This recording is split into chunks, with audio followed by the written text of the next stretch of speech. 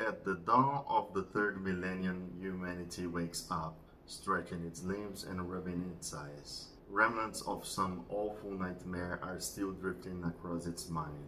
There was something with barbed wire and huge mushroom clouds. Oh well, it was just a bad dream. Going to the bathroom, humanity washes its face, examines its wrinkles in the mirror, makes a cup of coffee and opens the diary. Let's see what's on the agenda today. For thousands of years, the answer to this question remained unchanged. The same three problems preoccupied people of 20th century China, of medieval India, and of ancient Egypt. Famine, plague, and war were always at the top of the list. For generation after generation, humans have prayed to every god and saint, and have invented countless tools, institutions, and social systems.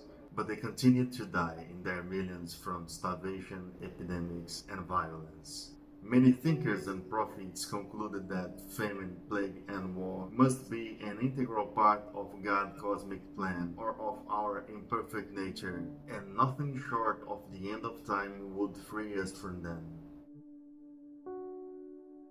Yet, at the dawn of the third millennium, humanity wakes up to an amazing realization. Most people rarely think about it, but in the last few decades we have managed to reign in famine, plague, and war.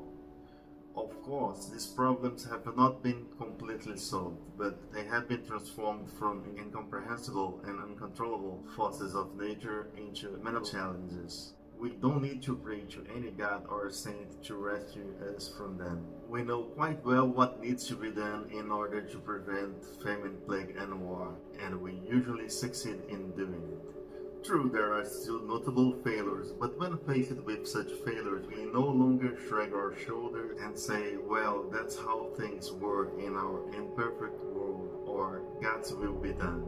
Rather, when famine, plague, and war break out of our control, we feel that somebody has screwed up. We set a commission of inquiry and promise ourselves that next time we'll do better. And it actually works. Such calamities indeed happens less and less often. For the first time in history, more people die today from eating too much than from eating too little. More people die from old age than from infectious disease. And more people commit suicide than are killed by soldiers, terrorists, and criminals combined. In the early 21st century, the average human is far more likely to die from being at McDonald's than from drought, Ebola, or an Al-Qaeda attack.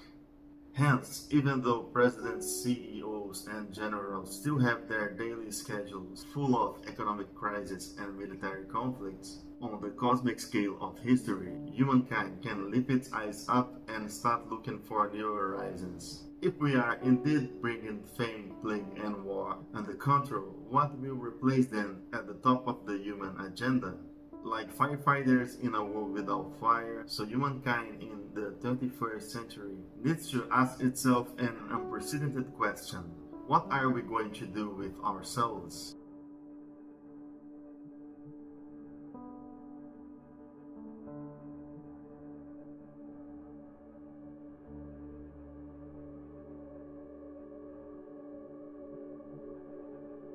In a healthy, prosperous, and harmonious world, what will demand our attention and ingenuity? This question becomes doubly urgent given the immense new powers that biotechnology and information technology are providing us with. What will we do with all that power?